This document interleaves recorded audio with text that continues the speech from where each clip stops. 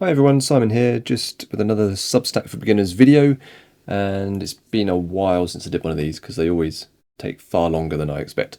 I wish I could put them out more frequently. I think the last one was an embarrassingly long time ago, but here we are. And today we're looking at embedding video, audio, images, PDFs and that kind of thing. And I've got a cup of tea,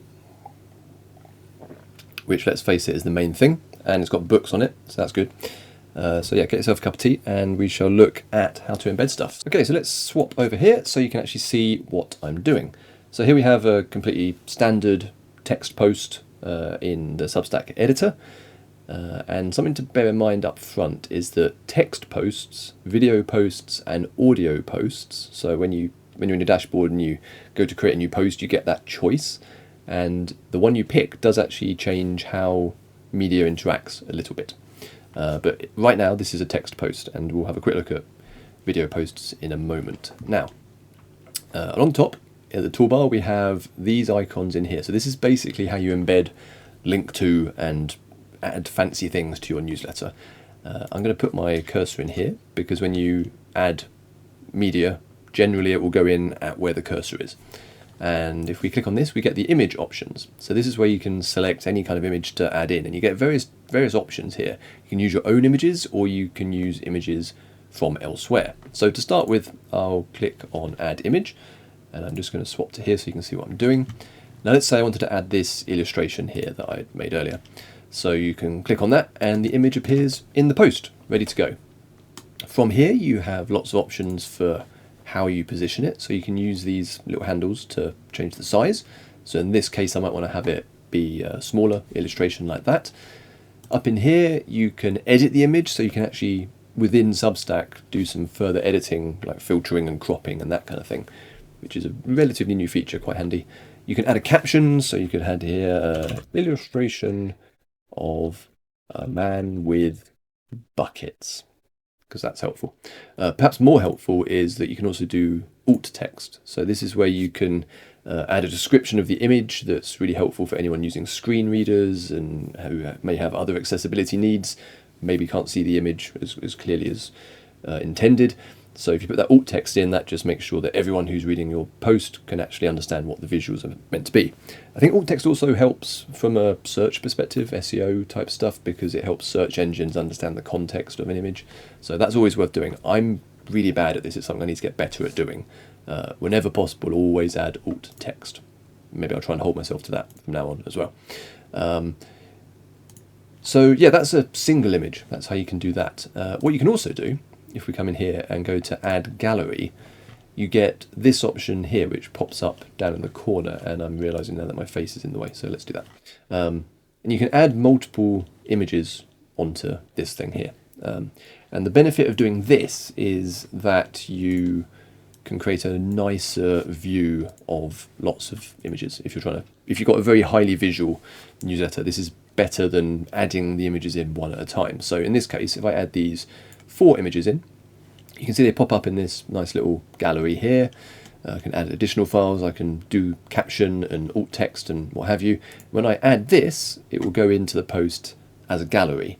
So rather than that illustration, which was a single post, this will go in as a collection of 4 images. So you can see how that's a nice way to display, lots of images if that's what you need. So let me put myself back over here. Next up, those are all examples of using your own images. So that was all stuff that I've created myself. But what you can also do is go to Stock Photo, and here you get access within the Substack editor to Unsplash. So Unsplash is a collection of stock images created by real photographers. Most of it's been set up and put up for free. There's also some paid photos that you can go in as well. But essentially, it's a stock photography that is free to use. You can put it within your posts however you wish. So let's say I really want this picture of a banana. I mean, why wouldn't you want a ripe banana on a pink surface? There you go. Straight away, I have an image in the post. Perhaps more useful, you can also search for stuff. So let's say I wanted a nice atmospheric picture of an old house. So you then immediately get all these cool photos from all around the world. I'll insert that one. And you can see what's really good is that it includes the caption crediting the photographer. Like automatically, you don't have to worry about forgetting that. It's just straight in there, off you go. And these should all be proper photos by proper humans. So if you don't have time to do your own illustrations or take your own photos, at least you're still getting proper photographs taken by people. Now from here you can, like we said, change the size. You can also adjust the width more dramatically, I suppose. So if we click wide width, you can see the photo is now wider than the main text and other images in the post. So if you've got something that's particularly important, you can do that and make a nice big splash. You can also go full width, and in that case, as you can see here, it's like filling up the entire browser window. So if you were reading down this post, then suddenly you get to this massive splash. If you're doing impactful journalism, it might be that you get to a particular image and you're like, right, this image needs to be full screen, take over the whole thing for that bit. Bear in mind that the email version, when this gets sent out as an email newsletter, email clients can't do all this kind of fancy layout stuff. So it will just be like a standard normal width email in that case. But anyone who sees it on the web or clicks through or uses the Substack app will get these fancier layouts and the more impactful stuff. So yeah, that's that. The final image option is generate, and this takes you into AI territory. So let's say again, if I typed in old house, I would then get some AI generated images of an old house.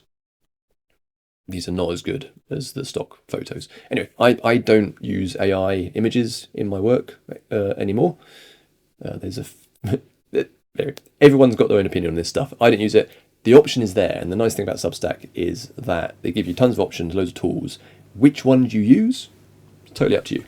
But it's quite nice to have the option, is the main thing. Okay, so that's images taken care of. Once you've got images in here, you can click and drag and move them around. So if I wanted to put this above the text, you just move it like that. Easy peasy. You can drag in from a file window as well. You don't have to go through the menu at the top here. But next, let's look at audio. So the audio options here, there's two of them. There's Voiceover and there's Audio Embed.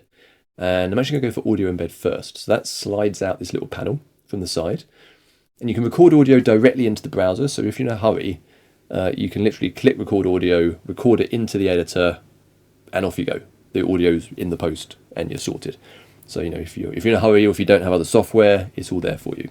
I find the audio quality, even with the same mic, seems to be slightly worse when I do it that way. I don't know if that's just my setup, but just something to bear in mind.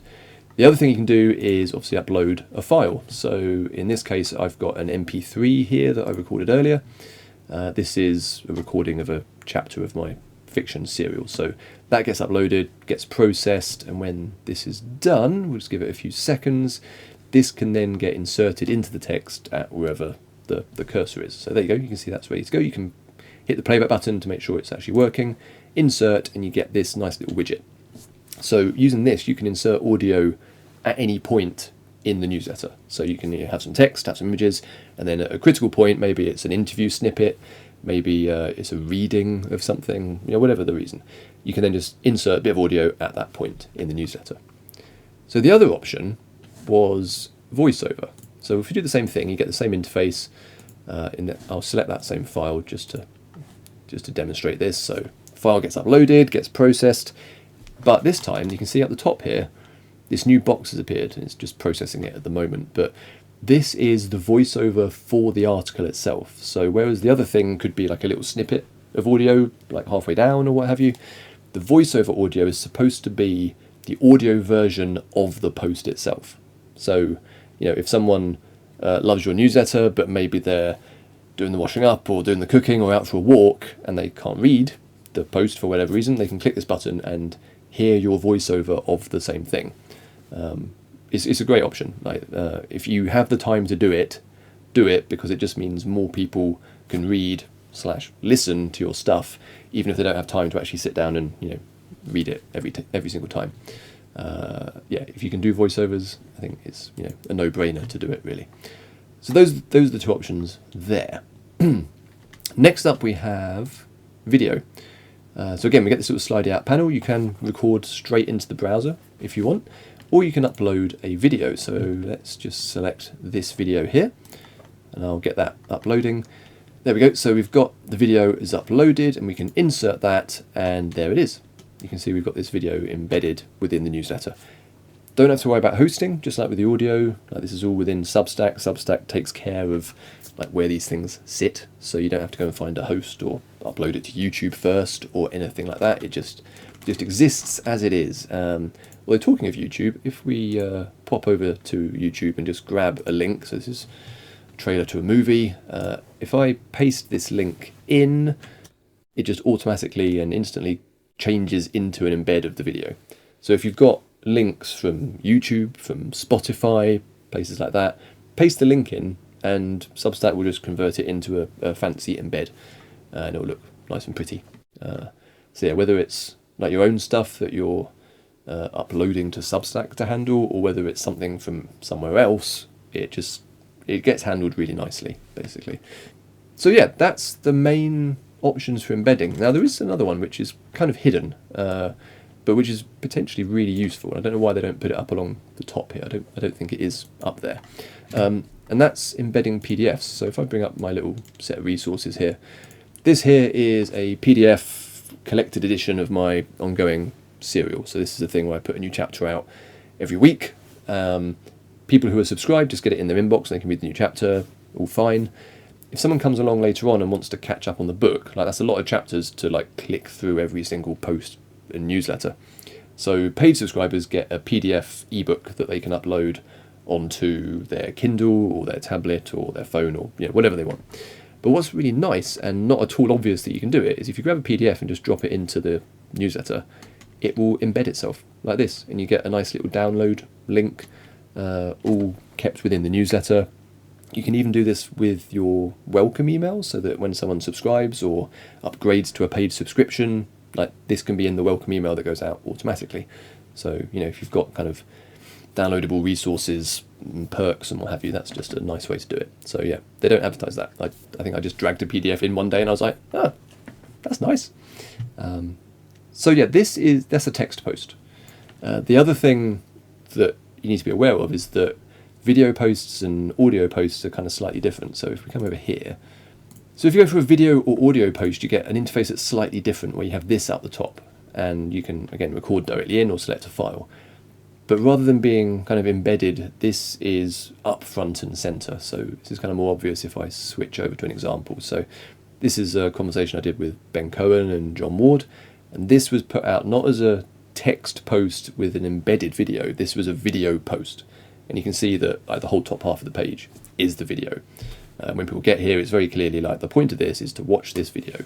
And that comes up before like the text and the blurb that I put in. So if you have something where it's video first or audio first, like it's a podcast episode, then go for those options, because then that will put the media at the front. No one can miss it. No one can get confused about what it is. But if you're mostly writing text, you're doing an article that you want to embed media into, well, that's what this thing's all about. Where this gets really interesting is that you can then do other things with this stuff. So in this case, I uploaded this voiceover onto this post, right? So when people get this in their email inbox, they'll have this at the top, and if they click play, it will take them to the web and they can listen to it. If they're using the Substack app, they can just listen to it straight off as if they were like in their podcast app. But what you can also do, I need to be careful not to actually send this newsletter out because that would be embarrassing. But if I click on continue, and you end up in the publishing area, what you can then do is you can see here, add voiceover to podcast RSS feed. If I tick that, I can select which podcast I'm putting it into. So I might say, right, put this in Tales from the Triverse because it's a new voiceover for that particular chapter. Put some episode notes in there. When I publish the post, so I could send it out to my newsletter subscribers, it will automatically be added to my podcast RSS that I set up separately. So that means that voiceover is not just on like the newsletter or the web version on Substack. That is now available on YouTube, on my YouTube channel as a podcast. It's on Spotify, it's on Apple Podcasts and all the other places, all the other libraries that you might expect to find it. And the same goes for like video posts. If you do a video post, you can have that automatically upload to your YouTube channel. And all of a sudden, like with one click, you can just put your stuff everywhere you might want to see it. Back in the day, you'd have had to have done all that separately and sent it all around the place, and it would have been really irritating. But by making Substack your kind of like central repository for all your stuff, when you publish it, it then can automatically upload to your PDF to your podcast RSS, so that anyone who is encountering your stuff through podcast apps will just get it. Anyone who's watching your stuff on YouTube will just get it.